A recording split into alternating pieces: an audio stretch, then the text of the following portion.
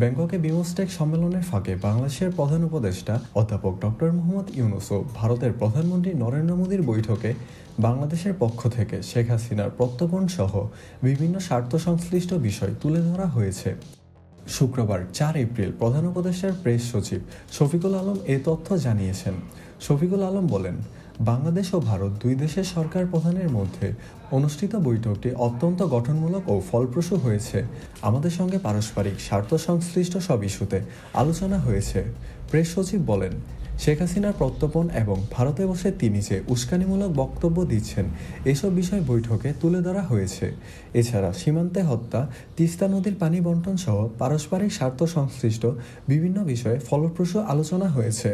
মাননীয় chief adviser মহোদয় ইন্ডিয়ার প্রধানমন্ত্রী শ্রী নরেন্দ্র মোদীর সাথে বৈঠক করেছেন এবং বৈঠকে আমাদের সাথে যে পারস্পরিক স্বার্থ সংশ্লিষ্ট যতগুলো ইস্যু ছিল সবগুলো নিয়ে কথা হয়েছে এবং আমরা আমাদের যেগুলো স্বার্থ সংশ্লিষ্ট যতগুলো বিষয় ছিল সবগুলো বিষয়ই আমাদের চিফ অ্যাডভাইজার মহোদয় সেই মিটিংয়ে বলেছেন। যেমন শেখ হাসিনার প্রত্যর্পণ বিষয়ে কথা হয়েছে, শেখ হাসিনা যে ওইখানে বসে অনেক ধরনের ইনসেন্ডিয়ারি কমেন্ট করছেন সেগুলোর বিষয়ে কথা হচ্ছে।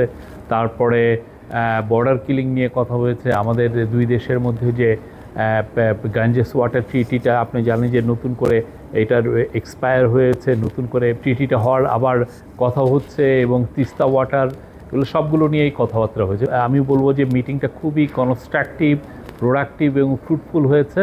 অবশ্য আজকের দ্বিপাক্ষীয় আলোচনার আগে গতকাল বৃহস্পতিবার বিমস্টেক নেতাদের সম্মানে আয়োজিত নৈশভোজে অধ্যাপক ইউনূসের সঙ্গে নরেন্দ্র মোদীর দেখা হয়।